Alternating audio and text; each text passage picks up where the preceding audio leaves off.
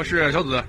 今天呢，我给大家说一下这个雏鸟就是怎么饲喂，然后呢，就是为什么在这个饲养过程中，这个雏鸟要限制它的饲量，这个饲料的这个量吧，就是今天我给大家说一下。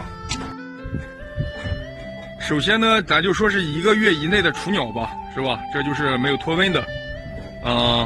这个怎么喂？就是配合饲料跟这个轻饲料的配比是1:2或者是1:3，可以。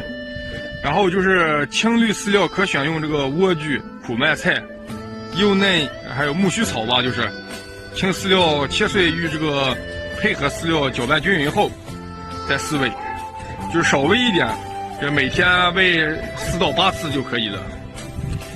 第二呢，就是这个2个月以内的雏鸟，这个饲料跟这个青草比例呢，就是1:1.2，可以。青绿饲料可选用这个蔬菜叶、苜蓿、胡萝卜叶等。青饲料切碎与这个配合饲料搅拌均匀后再饲喂，也是少喂10天吧，就是。这一次性呢喂它呢，最好是在1至2个小时内吃完。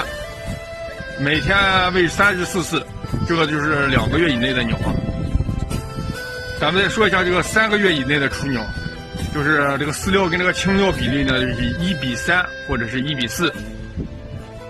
青饲料呢可选用这个苜蓿、红薯藤叶也可以，胡萝卜各种这个蔬菜的下脚料吧，就是切碎了与这个饲料搅拌均匀后再饲喂。这个呢是每天喂3次就可以了，3个月以内的雏鸟。这个雏鸟饮水呢，一定保证随时可以得到这个干净的饮用水，看到这个水脏了，一定要给它清理干净。咱们再来说一下这个雏鸟为什么在饲养过程中给它限制这个饲料。因为这个雏鸟吧，它是比较贪吃。过多的营养呢，会促使这个雏鸟吧各组织发育就不平衡了，它这个肌肉生长的速度特别快，然后呢，就是这个骨骼吧生长的比较慢，一个时间长了呢，它这个体重就会过重了，就会加重这个双腿的负担。当这个雏鸟承受不了时，就会出现这个腹关节肿大、变形、弯曲等骨骼疾病，大家一定要注意这个啊。因此呢，对这个过胖啊、日增超重的雏鸟呢，要限饲，防止这个腿病的发生。